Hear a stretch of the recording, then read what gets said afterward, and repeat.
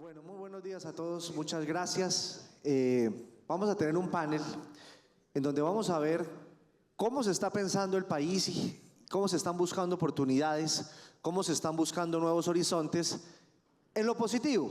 Yo sé que tenemos unos contextos complejos, yo sé que hay anuncios difíciles, que las noticias a veces no son buenas, pero de toda situación compleja siempre aparecen muy buenas oportunidades y hay sectores que se están encargando de sacar esto adelante. Doctor Andrés, muchísimas gracias por tenernos acá. Muy bien, lo primero que quiero arrancar es desde el sector que cada uno de ustedes representa, de la banca, del ahorro, de la construcción, del transporte aéreo, conocer en este momento no los retos, sino las oportunidades que están viendo en esta coyuntura. Doctora Zárate, en la industria aérea, ¿qué oportunidades usted está viendo hoy, en este momento, de Colombia? Gracias, ¿me escuchan bien? Perfectamente. En materia de oportunidades, mira, nosotros estamos viendo una oportunidad muy importante en materia de infraestructura aeroportuaria. Nosotros creemos que Colombia realmente tiene un desafío y una oportunidad muy importante en materia de infraestructura aeroportuaria porque la demanda en la región aérea ha venido creciendo y esa misma demanda nos está retando hoy en día precisamente a que nos repensemos en temas de cómo estructurar, cómo optimizar el sector aéreo y de esa manera la infraestructura aeroportuaria para que sea más eficiente y para que sea más competitiva en costos, en servicio y en conectividad. En esa medida hay oportunidades importantes, sobre todo para el país, de cómo articular el crecimiento de los aeropuertos, de los diferentes aeropuertos que tenemos en Colombia, inclusive con América Latina, para poder realmente potenciar la capacidad que tienen y poder buscar una mejor conexión. ¿Y a eso con qué me refiero? Hoy en día nosotros estamos viendo los aeropuertos como silos, como aeropuertos independientes por ciudades o por países, y la oportunidad que se ve es que realmente deberíamos darle un enfoque más integral como una red de conexión y una red de conexión aeroportuaria que nos permita realmente definir cómo quiero yo realmente en Colombia, por ejemplo, los aeropuertos que tengo, dejarlos más unidos como contexto país. Cómo los alimento, cómo los quiero conectar y al mismo tiempo cómo quiero invertir, porque si empiezo a pensar de manera individual en los aeropuertos, lo que voy a generar es un bloqueo a que realmente el impacto que pueda tener en turismo o la región se puedan ver afectados. Entonces te diría que al final lo que estamos viendo nosotros es como oportunidad que realmente el país vea esta red aeroportuaria realmente de manera más integral, que permita que aeropuertos inclusive como el mismo de Cartagena o Medellín realmente pueda ser aeropuertos en los cuales se pueda invertir de mejor manera y de esa forma poder generar un impulso mayor al turismo en la región. Te voy a poner un ejemplo, un pasajero que venga a Ámsterdam, no creo que sea un pasajero que vaya a venir a Ámsterdam, Tolú o Yopal, con lo cual son... Pero ojalá sí, imagínense que no, buenísimo.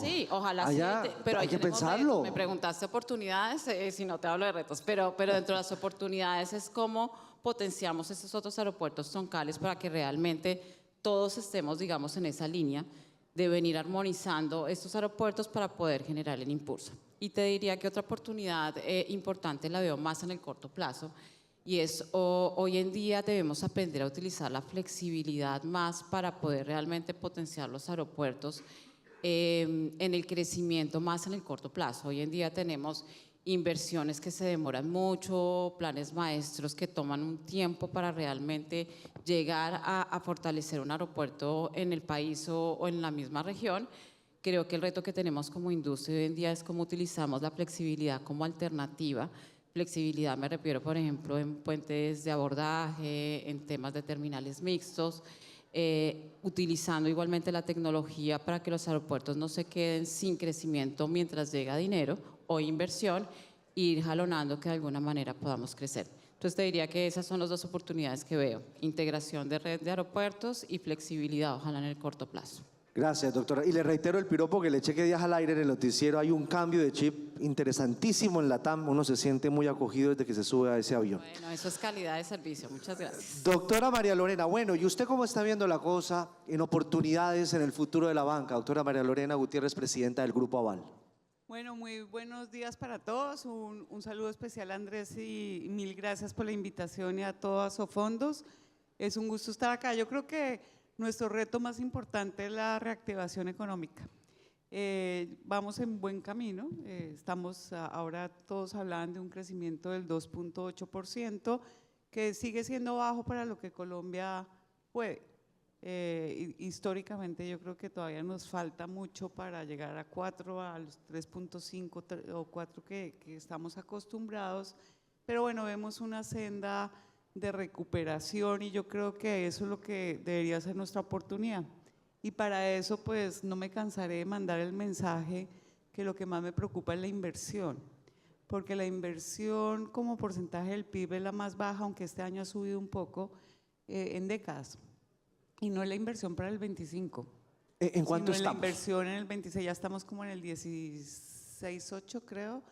¿Y en cuánto deberíamos estar? Pues deberíamos estar, un buen indicador cuando yo trabajé en el gobierno era llegar al 20-22% como Claro. porcentaje del PIB. Claro. Pero era como nuestra meta, pero en general no es solamente inversión pública, que es baja, sino también la inversión privada. Y creo que nosotros tenemos que hacer un gran esfuerzo este año, sobre todo en el 25, y verlo como una oportunidad, y es el tema de manejar la incertidumbre. Y yo veo la incertidumbre en dos dimensiones. La primera es la incertidumbre global y local, que vemos económica, porque pues tenemos los aranceles, Trump, Europa, bueno, tenemos demasiadas variables, digamos, en incertidumbre geopolítica y económica. Pero, y voy a empezar a hacer campaña, yo creo que no podemos durar 15 meses ahora con una incertidumbre de campaña política, porque eso sí que nos haría mucho más daño y pararía la inversión. Entonces creo que ya tenemos una incertidumbre tan grande geopolítica mundial y económica y también nacional, que dejemos que la campaña sea para final de año y principios del otro, pero no 15 meses antes ahora con esa agenda. Porque eso para la inversión. La verdad, la incertidumbre es la primera característica, más el tema de seguridad. O sea, hay dos variables que son incertidumbre, seguridad jurídica y seguridad física. Entonces, si no le jugamos a esas tres variables, los que vamos a pagar los platos rotos somos nosotros, porque las inversiones de hoy pues son el crecimiento de Colombia en el 27, en el 28 y en el 29, porque estos son proyectos de largo plazo. ¿Y en dónde estamos mal? Estamos mal en infraestructura, estamos mal en vivienda, doctor Moreno, aunque usted hace todos los esfuerzos, y estamos mal en el tema minero energético, que son tres sectores claves que son los que jalonan la economía. Pero pasando a términos positivos, yo creo que esta inversión la podemos jalonar si al sector, si a la economía le va bien con este crecimiento que estamos proyectando, al sistema financiero le va a ir bien. Un respaldo total aquí al gerente del banco, Alba Lucía, codirectora, que yo creo que, digamos, están haciendo la tarea. Yo he sido crítica públicamente porque siempre hay que luchar por la baja en tasas de interés, pero acabo de decirle al gerente Villar, bueno, por fin me convenció que esta vez nos tocaba hacerlo, pero…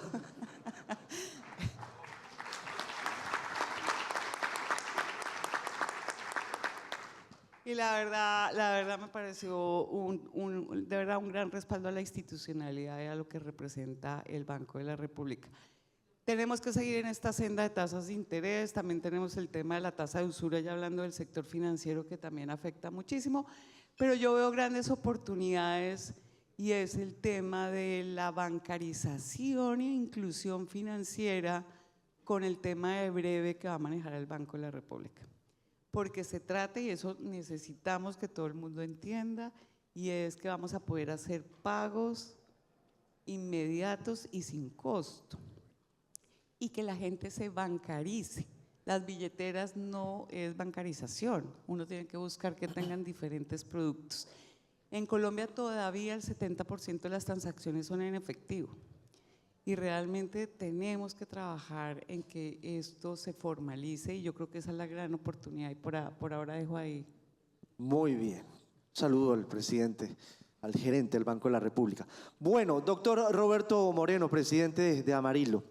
Hace 15 años le estaban tomando el pelo, ¿no? Dice usted, ¿qué está pensando? ¿Qué es eso? Y hoy todo el mundo guarda silencio y dice, wow, lo felicito. La verdad lo que están haciendo es algo absolutamente visionario para Bogotá y es un regalo para la capital. A propósito, ¿usted cómo visualiza el mercado inmobiliario colombiano a 10 años? Bueno, Giovanni y a mis compañeras de panel, muy honrado de estar acá, Sofondos, gracias. Bueno, voy a devolverme un poquito en la historia del sector de vivienda y realmente si vamos a la pandemia, antes de Roberto, si quieres acércate un poquitico al micrófono. Si nos vamos a la pandemia, pues en la pandemia se nos alinearon todos los astros a favor. Bajas tasas de interés históricamente bajas, ahorro de los colombianos, todos nos quedamos en la casa y ahorramos. Entonces, los tres espacios donde vivíamos se unieron en uno, el trabajo, el esparcimiento y el hogar. Entonces, todos ahorramos. Y entonces, pues, ¿qué pasó? Se disparó la venta de vivienda porque cuando la tasa de interés está bajita, esa es la mejor gasolina para nuestro sector. Porque cuando un arriendo se asemeja a una cuota de un crédito, pues obviamente las personas prefieren comprar. Pero después vino la tormenta perfecta al revés. Altos costos, alta inflación, altos costos de los insumos, y ya pues los ahorros no estaban, entonces se nos devolvió la película y entonces pues las ventas históricas, porque acuérdense que nosotros prevendemos y después construimos. Entonces lo que prevendimos en el 21 y en el 22, o el 20, 21, 22, pues lo estábamos construyendo con unos costos mayores y entonces los márgenes se nos apretaron, pero fuera de eso las familias que habían comprado, cuando fueron a escriturar, pues la tasa de interés ya no les daba el cierre financiero. Entonces tuvimos unos desistimientos muy altos, pero la buena noticia es que ya tocamos fondo el año pasado y estamos viendo este primer trimestre las ventas mucho mejor y aplaudo las medidas del Banco de Bogotá, del Banco de la Vivienda y lo mismo del Banco Colombia, de que bajaron la tasa al 9 a las personas que tengan su nómina con los bancos. Eso es muy positivo. Y lo mismo pues aquí a Laura, felicitarla, con ella venimos trabajando mucho con el Fondo Nacional del Ahorro y tener un loan to value hasta el 90% y unas tasas que van de inflación más cero, pues obviamente para la vivienda social ha sido muy, muy positivo, sobre todo para contrarrestar lo de los subsidios, pero si hablamos de los subsidios regionales también han sido muy, muy valiosos. Empezó en Barranquilla con Mi Techo Propio, después en Bogotá Reactiva Tu Compra, después aquí en Cartagena Mi Casa Va. Entonces eso hace que estas familias tengan su cierre financiero en el BIS. Si nos vamos a la no BIS, pues ahí sí la tasa de interés tiene un impacto importante, pero nuevamente la finca raíz es un hedge o es un activo refugio, porque esa finca raíz se mantiene con la inflación, pero lo más importante para la reactivación, que es lo que estábamos hablando ahorita, es un generador de empleo muy grande y un empleo que se puede jalonar muy rápido. Por eso pues aplaudo y veo con estas medidas de generar confianza y trabajar en equipo sector público-privado, así como hemos hecho aquí con la doctora Laura, que hemos trabajado muy bien, y con todos los bancos. Entonces yo sí veo positivo el sector y tenemos que empujar más porque de verdad es un generador de empleo muy grande, y agradecer a los fondos, ustedes que han invertido y han creído en este sector, porque este sector de verdad como inversión es muy valioso para ustedes, porque de verdad no solo es un generador de empleo, le cumple el sueño a las familias colombianas de tener vivienda, pero al mismo tiempo tiene unas rentabilidades interesantes. Me alegra mucho escucharlo con eso que usted está diciendo. Esa positividad yo creo que la necesita Colombia, además es real, porque están empezando a pasar cosas buenas. Bueno, doctora Laura Milena Roa, la presidenta del Fondo Nacional del Ahorro. Cuando yo hablo con usted, hablo siempre en positivo, porque usted tiene unas muy buenas noticias. ¿Por qué no hablamos un poquitico de esta transformación del mercado de vivienda de interés social y sobre todo de los estratos medios? ¿Eso cómo va en Colombia?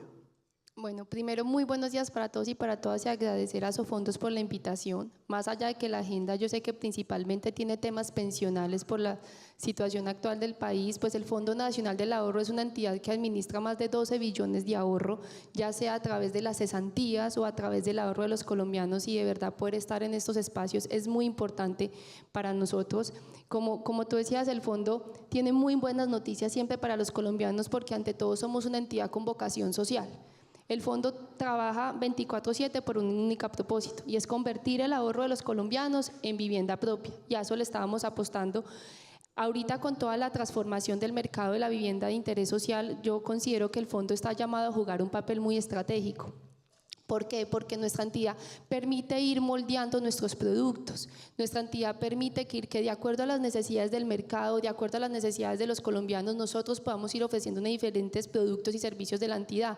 Ahorita Roberto nos contaba un poco lo que es el 90%. Hoy en día somos la única entidad financiera del país que puede financiar el 90% a una familia. Ustedes saben que es para una familia solamente necesitar el 10% de cuota inicial.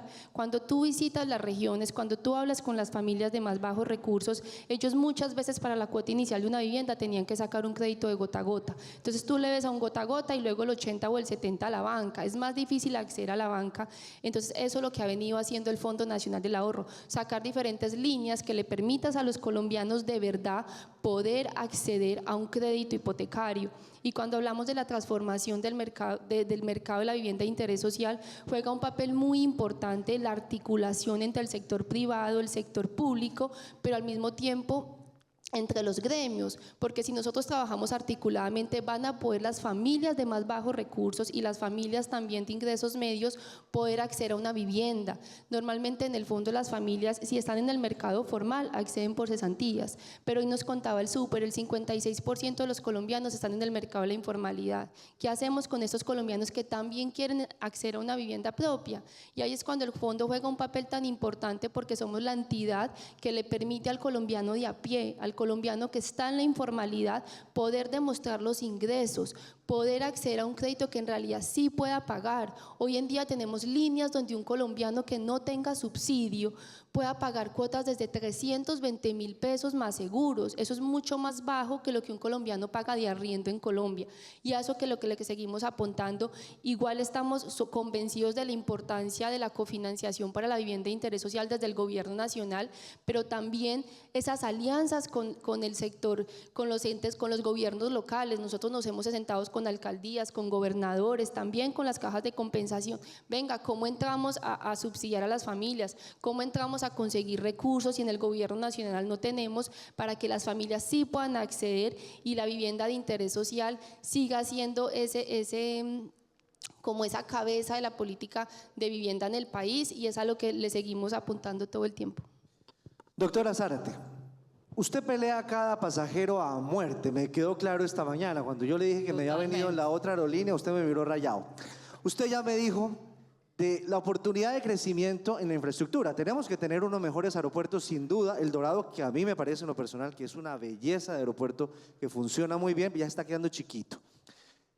Aparte de la infraestructura, ¿en dónde más hay oportunidades, como dicen ahora, de mejora para potencializar, fortalecer el transporte aéreo en Colombia?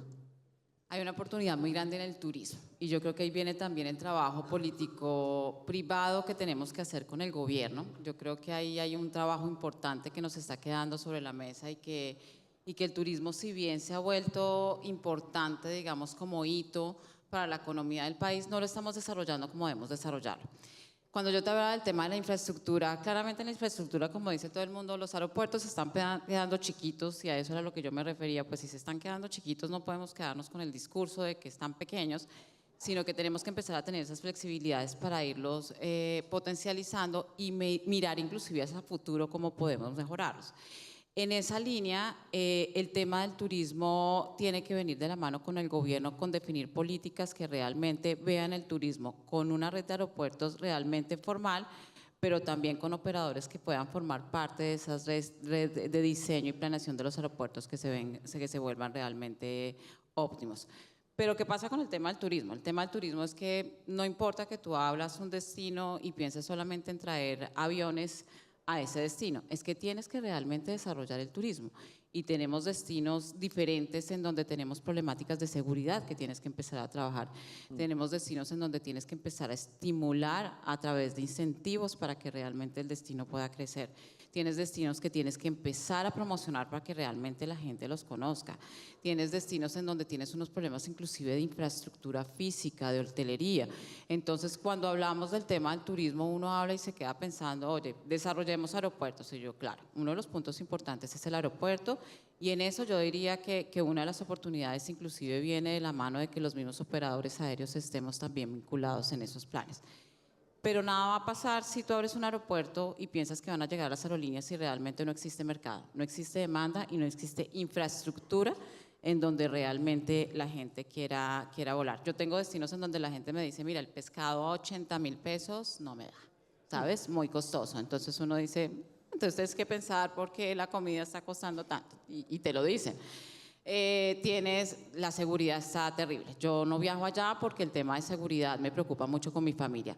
O me están cobrando entradas y ahí tenemos un ejemplo en un aeropuerto puntual en donde te cobran tarjetas de turismo que son más costosas hasta que un mismo tiquete si tú viajas con una familia de 5 personas o 6 personas. Entonces, si no empiezas a desarrollar esa política de turismo de manera conjunta con el gobierno y el privado, creo que ahí se nos va a quedar el tema que más allá de que sigamos desarrollando cosas o reactivándonos, como hablamos acá, inclusive oportunidades que tú ves en el tema inmobiliario, en el tema del crédito, pues en el tema del turismo pasa lo mismo. No se trata solo de llevar aviones, sino que vuelvas realmente viable el que las personas puedan llegar a esos destinos. Doctora María Lorena, ¿usted qué cambios regulatorios cree que son necesarios para fortalecer hoy? La pregunta era fácil, no me haga ojos. Para fortalecer esta estabilidad y competitividad del sector financiero, ¿qué se debe hacer? Pues terminar las regulaciones que están andando por lo menos. No, o sea, creo que tenemos varios retos. Bueno, ahora lo mencionaba creo que era el gerente del Banco de la República, varias personas. Hay muchos temas en regulación en el tema de reforma pensional, que eso, digamos, es clave para ver cómo se va a organizar todo este tema.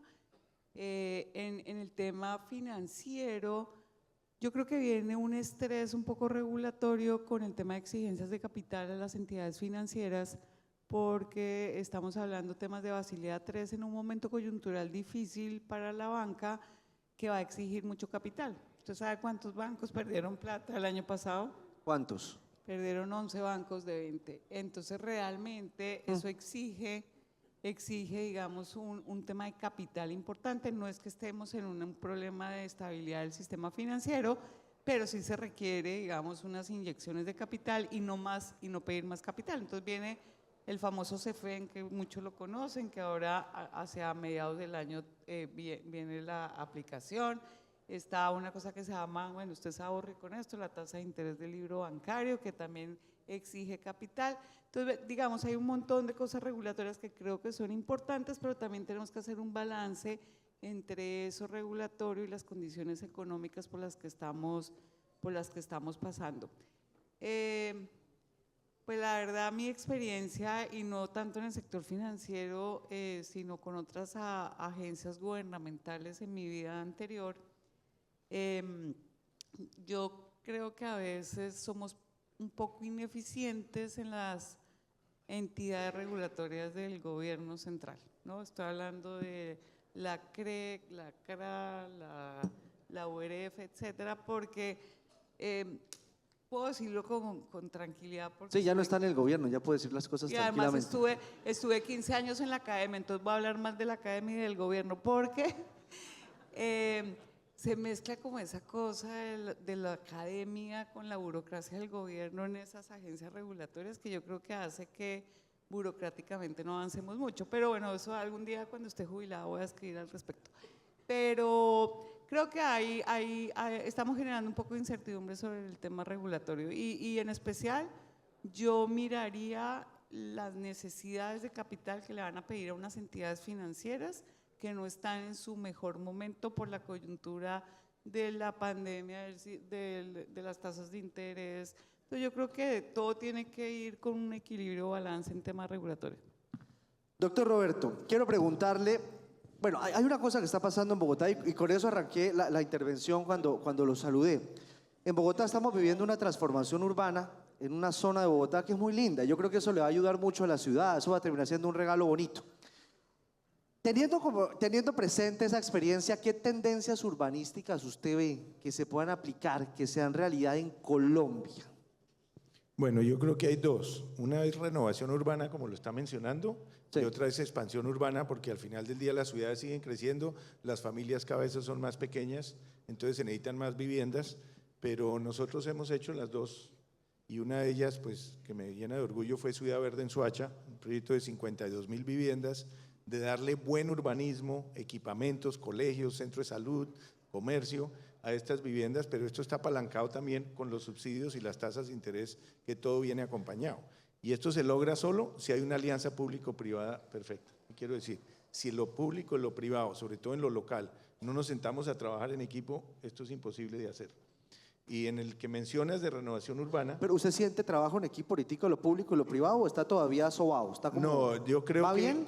en lo local, muy bien, En lo local. muy bien. En lo nacional, ¿qué Pues, le dijera? No, en lo nacional, excepto aquí con la doctora Laura, que hemos trabajado muy bien, ha habido desafíos, pero toca buscar el camino de que nos una, porque puede que en el qué estemos de acuerdo y a veces en el cómo es donde estamos verdaderamente en distancia. Y yo creo que hay que trabajarles a eso, porque que necesitamos darle mejor vivienda, pues, por ejemplo, llegar a lo rural, llegar a las zonas olvidadas de Colombia, tenemos que ver cómo llegamos.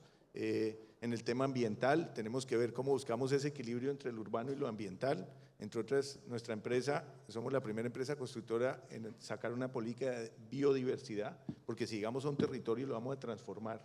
¿Cómo logramos es potencializar lo que hay ahí y no acabar con eso? Entonces yo creo que, nuevamente, hay mucho que nos une, lo que pasa es que es el cómo hacemos las cosas. Entonces, si vuelvo a lo de renovación urbana, pues esto fue un proyecto que ustedes ven, el que han estado en Bogotá, estamos demoliendo 3 manzanas, 260 propiedades, ya nos quedan 2, pero eso fue un trabajo de 12 años y el mérito se lo doy a Missy, ustedes todos se acuerdan de Missy, ella quería hacer su teatro ahí, después Julio Mario Santo Domingo lo hizo en otro lado, pero tomamos este proyecto de verdad para mostrar de que sí se puede, pero ahí hemos trabajado con 4 administraciones de Bogotá y hemos podido trabajar en equipo y ahorita con Galán, pues imposible mejor de cómo hemos tenido todas las entidades del distrito trabajando, pero es un regalo para la ciudad. Pero esto se logra es trabajando en equipo y darle gracias también a los fondos que creyeron en esto y han invertido con nosotros para poder hacer esto realidad. Pero hay que hacer las dos cosas, hay que hacer renovación bien hecha y hay que hacer expansión ordenada, porque si no lo hacemos formalmente, se hace informalmente, porque la vivienda tiene que llegar o formal o informalmente. Entonces, y además es un sector que genera mucho empleo, me he dicho 1.6 millones de empleos genera el sector. No es demasiado. Entonces, y si miro en lo positivo, pues como les conté anteriormente, las preventas del 21 que fueron récord y el 22, más de 200,000 viviendas se comercializaron, pero bajamos en el 23 a 90,000. Pero ya el año pasado subimos a 122,000 y yo creo que este año, como va el primer trimestre, podemos llegar a un poco más de 131,000 o 135,000 viviendas, pero nuevamente apalancado por estos programas de bajar las tasas, que es bien importante. Un dato de puro chisme para mí. ¿Cuándo está listo su proyecto? ¿En qué año? Va a estar a mediados del 28, allá los invito 2028. a todos a que vayan allá y gocen de un proyecto de verdad, va a ser un regalo para la ciudad. Gracias, Bueno, Joan. doctora Laura Milena, le quiero preguntar, ahí sí se lo pregunto como papá, ¿cómo hace uno para fomentar realmente una cultura de ahorro en los chinos? En los chinos no de las chinas, sino los jóvenes, para que los jóvenes de verdad ahorren. ¿Ustedes qué han trabajado en ese sentido? Hemos trabajado mucho. Nosotros estamos convencidos que para fomentar el ahorro entre los jóvenes, lo primero es que tenemos que hablar en el lenguaje de ellos, conectarnos con sus aspiraciones, al mismo tiempo que ellos no vean el ahorro como algo difícil, como una camisa de fuerza, y eso es lo que hacemos en el Fondo Nacional del Ahorro. Pero ¿cómo llegan a ellos? ¿Qué les dicen? Nosotros llegamos, ya voy para allá, entonces tú llegas y les decimos cómo les mostramos el ahorro a los jóvenes. No se los mostramos como una camisa de fuerza, no como una obligación, porque cuando tú le muestras a un joven, no, es que es obligatorio que usted haga esto, y ahí tú mismo dices, no, venga, ¿por qué? No, mostrémoselo como, no solamente, como inicia como esa capacidad para construir un historial crediticio, pero al mismo tiempo eso se puede convertir en vivienda después. Nosotros en el Fondo Nacional del Ahorro tenemos un gran programa que es Generación FNA, que está enfocado a todos los jóvenes del país. Todos los jóvenes entre 18 y 28 años, si quieren comprar vivienda, lo pueden hacer en el fondo, pero ¿cómo lo hacen? Con algunos beneficios especiales. Entonces, si tú eres joven, yo te disminuyo 50 puntos la tasa de interés, te financio el 90% de cualquier tipo de vivienda y le damos facilidades para ahorrar. Un joven puede ahorrar con nosotros desde 4.500 pesos diarios. No importa cómo el joven vaya acomodando el ahorro, lo que buscamos nosotros es que ellos no lo vean como una camisa de fuerza, sino que puedan ir moldeando sus ahorros, y muchos jóvenes te dicen, pero yo ¿para qué vivienda? No, a mí no me interesa comprar propiedades. Pero no es verdad, pues, si tú te sientas con ellos, planificas el ahorro, los gastos y les muestras, venga, es que no solamente si usted se quiere ir a vivir allá, si usted quiere viajar por todo el mundo, no importa, hágalo como inversión, es que eso le dará a usted un arriendo y el día de mañana usted con eso va a poder viajar, va a poder salir. Es que le mostremos a los jóvenes y nos conectemos con el lenguaje de los jóvenes para que los podamos convencer de que es importante ahorrar y es importante tener una vivienda, porque todos el día de mañana dejamos de ser jóvenes y necesitamos tener un hogar propio. Cuando nosotros vamos a ver las cifras del Fondo Nacional del Ahorro, en el 2024 nosotros desembolsamos 700.000 millones solamente en crédito para los jóvenes en el país. solamente para ellos. Y es muy lindo porque tú recorres la región y muchas veces los jóvenes son los que le entregan la casa a los papás. Entonces tú vas y le dices, no papi, acá está, gracias por todo, y le entregan la casa a los papás, y eso es muy bonito para nosotros porque ellos tienen muchos beneficios y es ver cómo le retribuimos todo ese amor que han hecho los papás por nosotros. Actualmente de los 2,4 millones de afiliados que tenemos, el 20% son jóvenes hasta los 28 años. Cuando hacemos las charlas de educación financiera, porque a los jóvenes nos tenemos que sentar a echarles charlas de educación financiera, a enseñarles a ahorrar, a organizar sus gastos, no todo se nos va en rumba, no todo se nos va en compras, también a organizar y planificar un futuro y mostrarles la importancia de planificar ese futuro a través del ahorro desde una temprana edad, para que el día de mañana pues tú tengas más organizadas las finanzas. El año pasado logramos hacer más de 14,000 charlas por todo el país de educación financiera con jóvenes, practicantes del SENA, estudiantes, y les logramos mostrar toda esta importancia del ahorro. Pero yo considero, y mi primer mensaje que te digo cuando te comuniques con tus hijos es: hablemos en el lenguaje de los jóvenes y entendamos sus necesidades y sus aspiraciones para que los podamos llevar en todo este camino y ahorrar. Doctora Zárate, yo la escucho hablar, entonces tenemos líos con el turismo, hay platos, bueno, platos de 2, 3 millones de pesos un pescado, no le voy a decir en dónde. Tenemos una isla donde tenemos que pagar más que el tiquete para poder entrar estando en Colombia.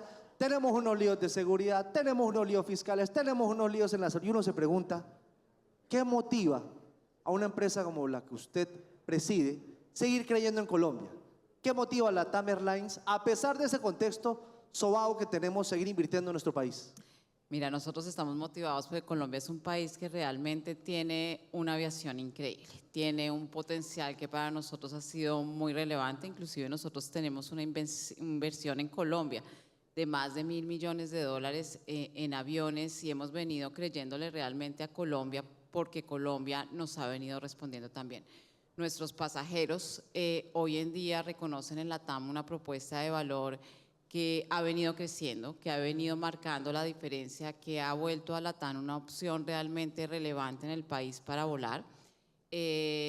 Una compañía que realmente logró identificar qué paradigma o paradigmas no tenía el colombiano realmente cuidados, y en eso me refiero. El primero, cuando entramos al país hace tal vez unos 12, 13 años, inicialmente identificamos que la puntualidad realmente era un tema relevante para el pasajero y que no estaba siendo valorado en Colombia, y el pasajero empezó a verlo con nosotros y empezó a puntearlo.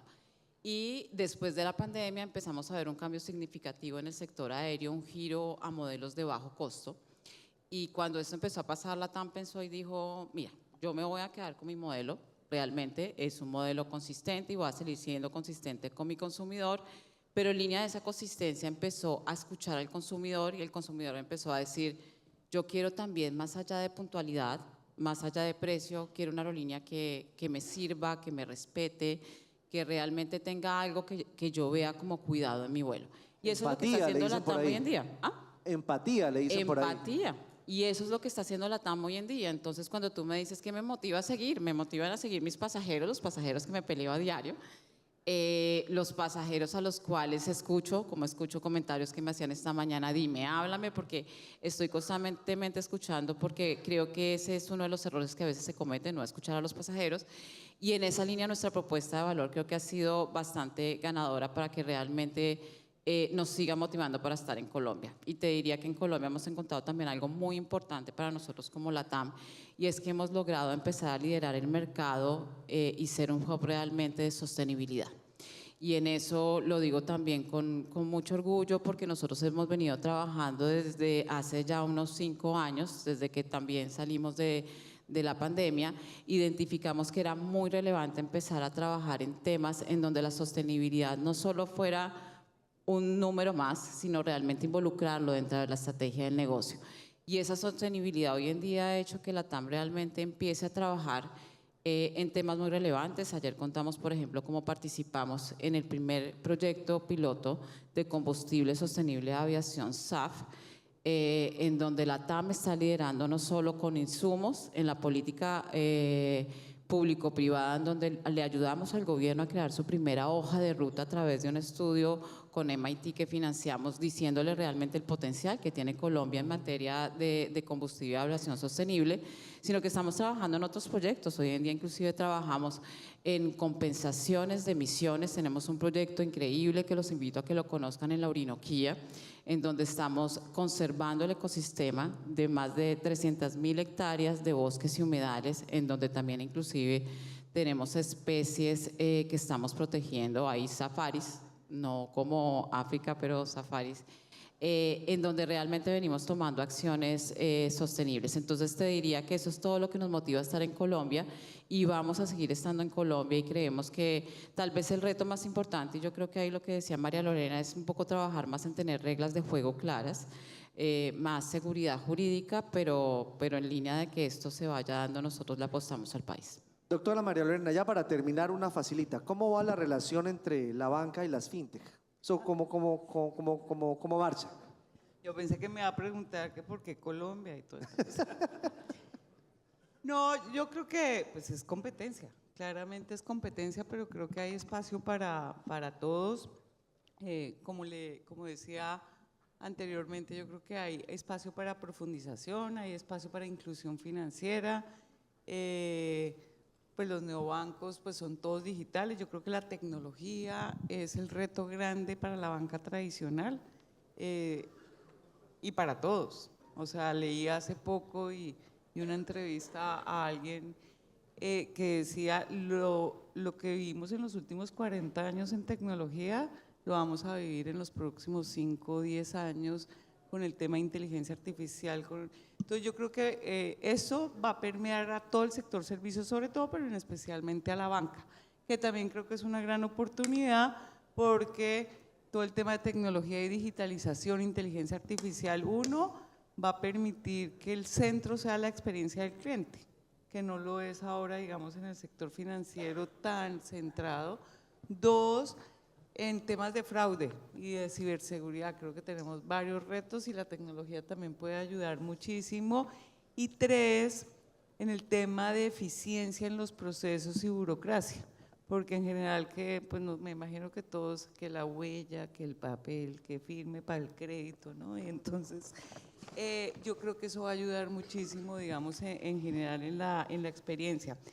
¿Cómo estamos con las fintech? Yo creo que estamos en una etapa, lo que pasa en los sistemas cuando hay competencia, aparecen los incumbentes, como dicen, estamos en el tema de colaboración. Y por eso hay alianzas ahora entre la banca tradicional y la señora. ¿Pero por qué se ríe? No, me río porque hay que reírse en la vida. Entonces yo creo que estamos en la etapa de colaboración, alianzas con fintech, hay bancos en el mundo que han comprado estas fintech y que le prestan ciertos servicios, digamos, a la banca tradicional. Viene una segunda etapa, que era la que me refería, es una transformación de la banca tradicional. La banca tradicional no se puede quedar como está, tiene que moverse al tema de digitalización, de tecnología, de experiencia del cliente. Y ahí yo creo que hay espacio para que en ese ecosistema fintech, banca tradicional modernizada, pues tenemos negocio todos. Ojalá, esa es la idea. Doctor Roberto, finalmente, el tema de la sostenibilidad en la construcción, ¿eso sí es verdad o pura carreta? En los próximos 10 años, ¿la sostenibilidad en la construcción va a ser algo tangible, real que veamos, o es algo políticamente correcto? No, definitivamente ya no es opcional. Y yo creo que Colombia está de los niveles, somos de los países que más certificación EDGE tenemos en el mundo. De verdad hemos logrado una evolución muy grande. Y yo digo que hay que pensar en grande, que nos cuesta trabajo a veces a los colombianos pensar en grande, y unirnos y trabajar en equipo. Y si miramos, un ejemplo de eso es Bogotá. Si miramos el proyecto de Lagos de Torca en el norte de Bogotá, son 1.800 hectáreas, y ahí estamos trabajando muy de la mano sector público y privado. Y si miramos, pues estamos recuperando 9 quebradas que ya no estaban, la estamos recuperando. El humedal Torca-Guaymaral, ustedes ven el problema de la autopista con la inundación, eso se va a arreglar con la ampliación de la autopista, se va a recuperar el humedal que hoy tiene 30 hectáreas y va a crecer a 80 hectáreas, que era como era inicialmente. Y eso ahí muestra que trabajando juntos podemos lograr grandes cosas, y yo creo que el mensaje debe ser, venga, trabajemos en equipo. Es más lo que nos une que nos separa. Yo viví en los Estados Unidos 19 años y llevo pues 32 años desde que fundé la empresa en Colombia, y este país es maravilloso, 50 millones de personas, y es bastante más lo que nos une que lo que nos separa, y el mensaje es: venga cómo trabajamos en equipo por este lindo país que tenemos y empujemos, porque creo que, y sobre todo el sector donde estoy, que es darle vivienda a las personas. Realmente una persona que compra una vivienda VIP, una vivienda BIS, le cambia la vida, puede ser el patrimonio, casi que la pensión para la familia, por eso es tan valioso. Y parte del programa de Mi Casa Ya, que fue muy poderoso, realmente fuimos víctimas del éxito, fue tan exitoso que después cómo lo financiamos, pero lo que pasó es que era la diferencia entre poder comprar y no comprar. Por eso aplaudo lo que está pasando en las regiones y lo que está haciendo Laura con el tema del loan to value, que también puede ser, y creo que el gobierno nacional podría, de golpe a los bancos, con el fondo de garantías, ver a ver si pueden dar un loan to value mayor, y ver a ver cómo aplazamos los plazos y ver cómo logramos que estas familias de verdad tengan su casa. Laura, usted ha hecho un trabajo muy grande con el sector privado, el sector público, y eso está funcionando bien. A largo plazo, ¿va a haber un déficit, una reducción en ese déficit habitacional en nuestro país? Sí, yo estoy convencida que sí, y lo que tú dices es súper importante, es la articulación, y eso es lo que ha hecho el fondo, sentarse con el sector privado, con los gremios, con las alcaldías, con las gobernaciones, y eso es lo que nos ha permitido poder llegar a más familias en Colombia. Un claro ejemplo de esto es que nosotros, cuando vamos a empezar, digamos, nosotros somos, por ende, la entidad llamada a financiar la vivienda en las ciudades más lejanas del país. ¿Qué hacemos nosotros en todas estas ciudades? Nosotros vamos y buscamos los predios, nos sentamos con el alcalde, con la gobernación: venga, habilitemos predios, coloquen ustedes el predio como subsidio para las familias. Luego con el constructor, al constructor le financiamos el proyecto de vivienda, y finalmente a la familia le financiamos el crédito. Entonces ahí hacemos todo el cierre financiero. Hemos logrado financiar proyectos, ya sea en Carmen de Viboral, en Carmen de Viboral hicimos uno en el cual, con un lote público, al final la alcaldía lo entregó como subsidio a la casa que iba a pagar la familia. Ese subsidio se convirtió en aproximadamente 10 millones de pesos. Entonces eso al final hace que las familias sí puedan acceder a una vivienda, y eso es lo que tenemos que seguir trabajando, y ese siempre ha sido el llamado, y es lo que más estamos convencidos en el fondo, de la importancia de la articulación entre el sector público, el sector privado y los diferentes gremios, porque si no va a ser muy difícil que las familias de más bajos recursos puedan acceder a una vivienda. Y si nosotros, como Fondo Nacional del Ahorro, que somos una entidad social con una vocación tan social, no lo hacemos nosotros, pues ¿quién va a permitir que todas estas familias sí lo logren acceder? Tú vas a regiones, mira, nomás ayer estábamos en Chocó y nos sentábamos con la gobernadora y decía: listo, yo quiero trabajar en vivienda, pero ¿cómo hacemos? En el departamento hay un problema gigante de titularización de la tierra, porque toda es una titularización colectiva. ¿Cómo les prestamos a la familia si tú necesitas una garantía? Entonces yo le dije: listo, no, vamos con toda, el fondo va a lograr prestar para los mejoramientos sin necesidad de que tú tengas el predio como tal a nombre tuyo, y eso es lo que hacemos desde la entidad: buscar soluciones, sentarnos con los entes territoriales. Nos hemos sentado en los diferentes departamentos del país y buscar esa articulación siempre con el sector privado, que al final, como decía Roberto, es lo más importante. Una vivienda le cambia la vida a una familia, y eso es por lo que tenemos que trabajar todos. Muchas gracias. Pues miren, queríamos tener este panel con ustedes para mostrarles también la parte positiva.